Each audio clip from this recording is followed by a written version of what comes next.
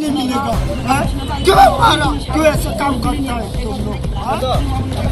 हम लोग रहते ना तुम लोग नौकरी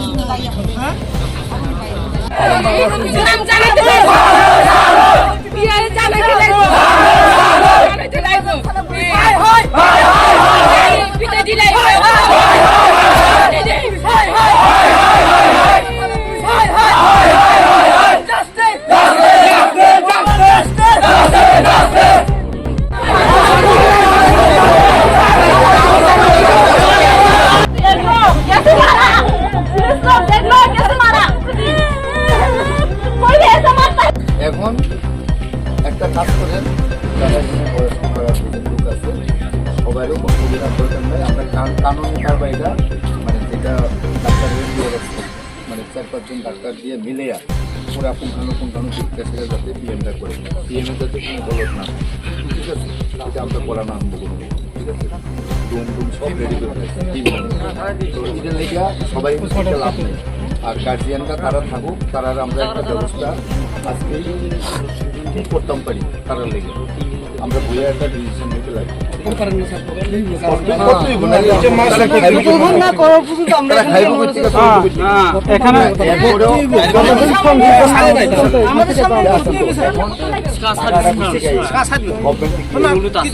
সরকার টিকিয়ে সিস্টেমটা করতে গেলে সরকার থেকে এই যে এইভাবে ঘটনা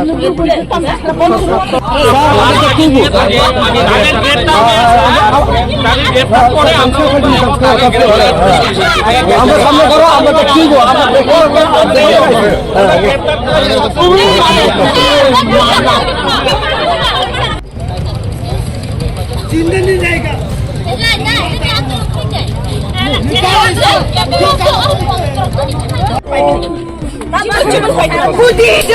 तू काय पाहिजे ना आम्हाला पाहिजे कोणाने तू काय पाहिजे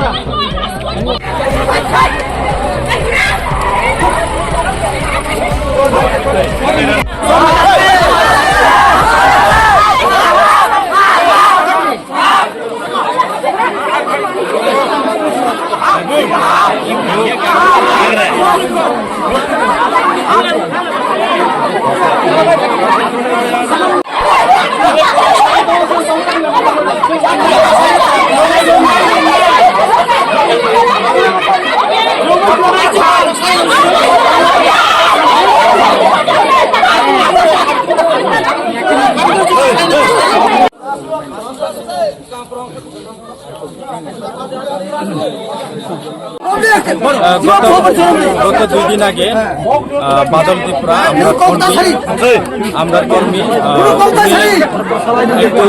অবস্থায় পুলিশ তারা অ্যারেস্ট করেছিল। অ্যারেস্ট করার পরে তাকে থানার ভিতরে এনে ভীষণভাবে মারধর করা হয় এবং আমরা যা শুনেছি সেকেন্ড ওসি এবং এসপিও কয়েকজন তাকে মারধর করা হয় এবং মারধরের পরে মানে অবস্থা এমন খারাপ হয়েছে উনি কালকে রাত্রে মারা গেছে। এই বিচারে আমরা আজকে এই থানাতে ঘেরাও করছি। আমরা এসেছি এই থানাতে, এখন এসডিপিও আছেন, আমরা এসপি আছে, তাদের সঙ্গে কথা বলছি যাতে সুস্থ বিচার হোক। যারা ওনাকে মেরেছে তাদের জন্য আমরা আন্দোলন করছি যাতে তাদের সুস্থ বিচার পাই আমরা এবং তারা কঠোরতর শাস্তি পাই, এই দাবিতে আমরা আজকে এখানে উপস্থিত হয়েছি।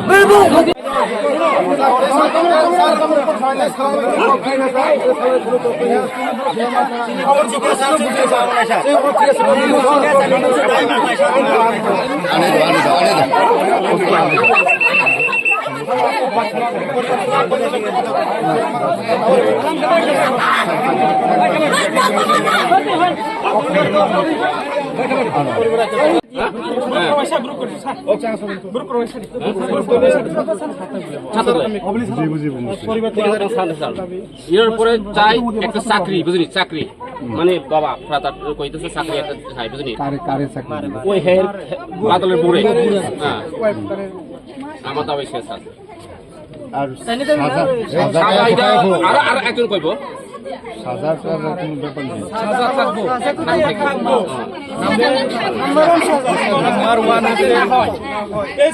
হলো গত 13 তারিখে এই কালাডেপা মনুবাজার থানাধীন এক কালাডেপা জায়গাতে একজনের রাবার সিট চুরি করছে কইয়া একজন লোক, সে কনস্টেবল আর কি আমাদের মনুবাজারেরই, সে বাড়িতে গিয়েছিল। তখন সে দেখছে তার বাগানে থেকে চুরি হইতেছে, এরকম লোকটা ধরছে, দুইজন লোক ধরছে। এর মধ্যে একজন বাদল ত্রিপুরা আর একজন প্রসেনজিৎ ত্রিপুরা, দুইটা তাদের আনছে এবং এখানে কিছু মারপিট করছে। এরপরে থানারে খবর দিছে, থানায় গিয়ে নিয়ে এসে তারপরে সে কইছে কমপ্লেন দিব না, কমপ্লেন দিত না। তো যেহেতু 21টা মদ খেয়ে নিছে, আমরা মদের সেকশনে তাদের অ্যারেস্ট করাইছি। সে কিছু ভায়োলেন্ট ছিল, থানার অফিসার স্টাফের সাথে যখন তারা নিয়ে গেছিলো তাদের সাথেও একটু করছে, ভায়োলেন্ট করছে, চোরতাপুরও মারছে। এখন বক্তব্য তার শরীরের মধ্যে, চোখের মধ্যে কালো দাগ, হাতের পায়ের মধ্যে দাগ, তারে মারপিট করছে, কমপ্লেন। এখন এটা নিয়ে পুলিশের এগেনস্টে কমপ্লেন। তো আমি দেখলাম, সিসিটিভি ফুটেজও দেখছি, তারা জোর জবরদস্তি করতেছে, ঢুকতে চাইতেছে না থানার ভিতরে, গাড়ি থেকে নামে থানাতে ঢুকতে চাইতেছে না। তারা জবরদস্তি করছে, কিছু চোর থাপ্পড় মারছে। কিন্তু তার এই চোখের ইয়েটা দাগ এবং পায়ের দাগটা আমরা সিসিটিভি ফুটেজ এরকম দেখছি না, এরকম মারপিট দেখছি না।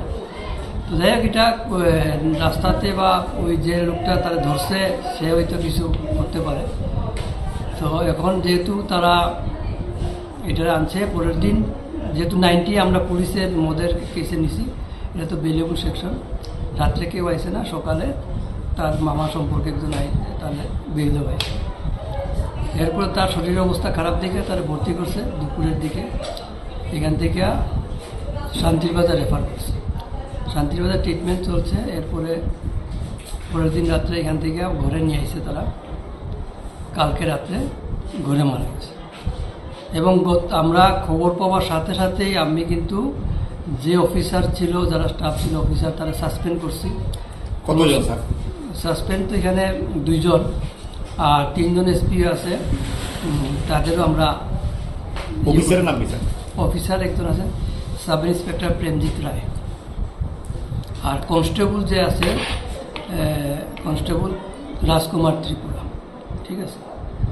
তো এখানে কালকে এফআইআর করছে, এফআইআর মানে জমা দিয়েছে কমপ্লেন। আমরা সঙ্গে সঙ্গে এফআইআর দিচ্ছি মারা যাওয়ার আগে আমরা তারা কমপ্লেন দিচ্ছে, আমরা কমপ্লেনের মূলে এফআইআর করছি। এখন রাত্রে কালকে মারা গেছে, গভীর রাত্রে। আজকে তারা বডি নিয়ে আসছে, তাদের দাবি অ্যারেস্ট করতে হবে।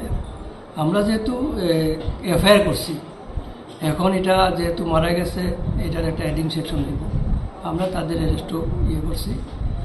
এখন তাদের কিছু দাবি দেওয়া আছে, অনেক কিছু দাবি দেওয়া, এটি তো মানে গভর্নমেন্টের অনেক দাবি দেওয়া আছে।